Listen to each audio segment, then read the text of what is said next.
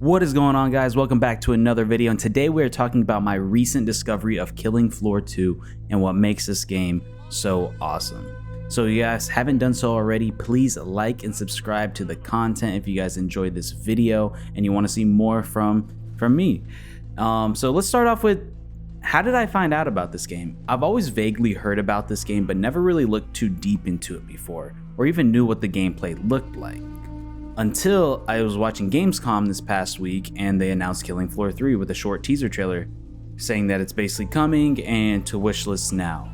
While watching that, I noticed the whole chat just go absolutely nuts. Like, everybody was freaking out. The chat started going up and down super quick, and I was also watching it with a friend and he lost his mind as well. So like in my head, I'm like, man, like maybe I gotta try Killing Floor 2, like, because I love zombie games, and you guys all know from the games that I've covered, I enjoy a good co-op game, and this is just one of those games that kind of like went under my radar. So my friend kind of convinced me. He's like, hey man, get it, I already have it. So I was like, sure. You know, I was craving a good co-op game. I felt like we haven't gotten one yet so far. One that I was really looking forward to was Warhammer Darktide, but that ended up, you know, kind of not being a bust a little bit. So I ended up getting it to see what the hype was, and I tell you what, it did not disappoint. So I kind of want to start off with what I like about the game and what I hope that they do for Killing Floor 3 now, because now I understand all the excitement for it. And so one of the things I loved about this game was the gameplay loop is simplistic and it's fun. It's just survive and shoot as many Zed, which I guess is their zombies, as possible, and then beat the boss at the end. I mostly played survival for the most part, but I did try out the other game modes. I love the fact that there's different classes / perks, all with its own in-depth leveling system that gives you something to grind for. That's one of my biggest gripes with co-op games, is that I feel like there's nothing for me to level up and grind for. And that was something that I've been wanting from Call of Duty Zombies, for example, and I think we kind of got with Cold War. With zombies is something that just I don't want to just play mindlessly, because then it just kind of feels like a mini game and there's nothing to really keep me back other than the enjoyment. I want kind of something to like kind of root for, and then as I progress and I get better, then I realize, okay, it's getting even more fun and I can try up higher difficulties and whatnot. The variety of enemies and bosses that you encounter are awesome. I think there's a great variety. Obviously, I'm coming into this late, so they pretty much released all the content that there's to be released. So I don't know what it was like at launch. So mind you, I'm coming from more of a retro perspective of it, since this is kind of my first time playing. The ability to change difficulties and the length of the game, I think, are perfect.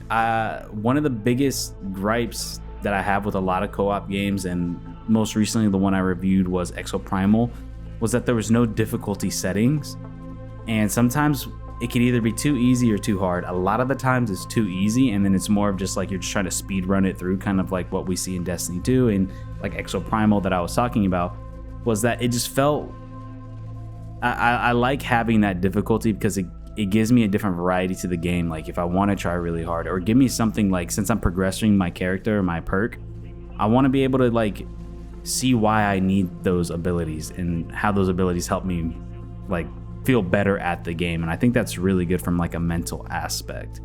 And also the length of the games are great. I mean, obviously you have endless, so you could play endlessly, but you know, to me, I think there's a certain satisfaction to like killing a boss or defeating the other team.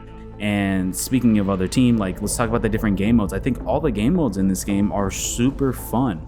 And I think that's another thing that a lot of co-op games struggle to do, is figure out a way to introduce new game modes that isn't just like a mindless, either endless survival or just kind of like a mission based as you work your way through the map. I think they've done a great job of being able to implement these different modes and still keep it kind of entertaining, and you can switch it up and change, because like I said, most co-op games, they kind of stick to the same basic formula, and I'm not gonna lie, it's kind of hard to come up with co-op game modes that can keep it and make it remain interesting. Lastly, the amount of content is awesome. The amount of content in this game is absolutely ridiculous. I want to say there's about like 20 base maps. I'm not entirely sure. I didn't go through and count. I haven't even got the chance to play all of them, but there's so many maps that they give you just off of pretty much when you buy the game. And then on top of that, this game has a workshop with hundreds upon hundreds of different awesome, cool custom maps that people just make. And that, to me, I love it. I love it when a game has a workshop. That's something that the true PC gamer in me is. I love mods. I love custom content that are made by the community. I mean, I first started getting into that because of Call of Duty Custom Zombies, and I love how this kind of has that same approach where you can pretty much download anything with your buddies and play it. And you can see here, I'm actually, speaking of COD, like we played Nocturne, Toten, and Kino in the workshop. That was awesome. They also had Nuketown, they had Moon, they had Farm. It was pretty cool. And then on top of that, we were also playing some Super Mario map, all kinds of crazy cool maps that I still want to try and play, because there's some, I've seen some pretty cool ones that are just like kind of unique to its own world. So let's kind of transition to what I'm hoping. After playing Killing Floor 2, I would say I've probably put in about 20 to 30 hours into this game playing with buddies. Kind of want to talk about what I hope for in Killing Floor 3. And obviously, I'm going to probably miss some things because I am not a veteran to this game, and I acknowledge that. So I don't want to come off like, oh, you just started playing this. I've been playing this since, I believe this game came out in 2016. So obviously, people are going to have some more gripes or more like things that they wish that they fixed. But here's going to be kind of like what I hope they do. Of course, I hope they replicate the amount of content that is in the game. That would be great. If you can replicate that, because we've seen a lot of games in the previous years where their previous games had a bunch of content, but then their more modern games have less. And I hope that they're able to keep that up with Killing Floor 3, is the sheer amount of content that's in it. And obviously, of course, if they can add a workshop, then that would be awesome. I will say, I would like to see maybe a different variety in maps. Like an idea that I potentially kind of came up with is maybe if they can do like a few big maps. Like you can't keep maps that are kind of the same size now, but then you do a big one with bigger hordes, which I could totally see them doing, like making it more grand, making it bigger. I want to say I heard no, actually that was a different game, my bad. But I would like to see that. I would like to see the kind of, expand it, take advantage of the engine that you're on. And I'm not entirely sure what engine they're going to be playing on for Killing Floor 3, but I hope it has the capability to do, things a little bit more grand. I think that'd be nice. New weapons, obviously, more bosses and more enemy types, which I think we're going to see, obviously. I would like to see the ability to add attachments to the trader pods for moments when you can't fully upgrade. So like there's moments, especially in custom maps, because it's a little different, where you just don't have enough cash. And honestly, it'd be nice if you could throw like a grip on there, like for like 100 or 200, or throw a red dot for like 100, something like that. And then once you're able to upgrade, the upgrade just purely does the strength of the weapon. I think that would be cool if they can implement something like that. I don't think it's the biggest deal, but I think it'd be cool if they did that. Also too, I would like to see even more game modes. If they can come up with some cool, more creative game modes, that'd be awesome. Even though I think their formula is fine, I don't think nothing's wrong with it. And even if they happen to not add any more creative game modes, that's not going to be a huge deal to me. But I would like to see them kind of push the boundaries. I think they have a unique opportunity as of right now. Obviously, it's going to come out in late 2024, so we don't know what's to come that hasn't been announced yet. But they can really grab the co-op reins by the horns and really take advantage and come up with some really cool stuff that no one else is doing. And I hope that they do. I hope they kind of push the boundaries. But if they don't, I also think it'd be okay too. I don't think it's going to be the end of the world if they kept it simple and stay true to like their own unique formula.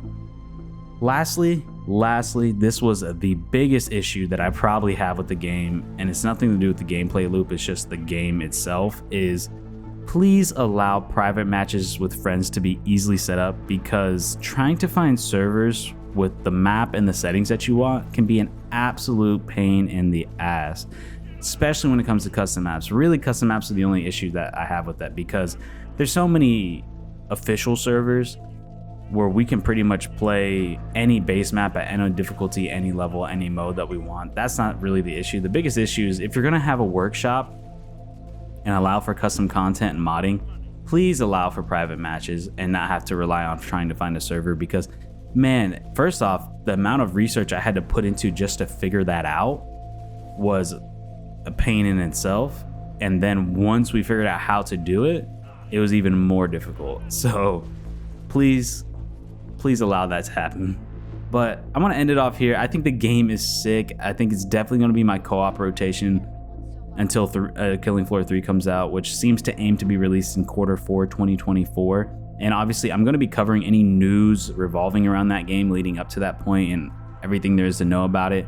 So expect some more content for Killing Floor 3 when it comes to that, when we get some more information about it. But I recommend anyone who hasn't played it before to go try it out. It's awesome. Tons of new custom content out there. And if you haven't played it, or if you do have it and you haven't played in a while, go back, man. There's so much new custom content in there to play. If you got some buddies, go out there and try it. Or if you just want to play solo, go out there and try it out. But if you guys enjoy the content, feel free to like and subscribe. And if you guys want to see more videos, we review games, go over gaming news, and have just general gaming discussions here on the channel. So if you guys want to see more of that, please like and subscribe. It'll be greatly appreciated. And yeah, I will see you guys in the next one. Peace out, everybody.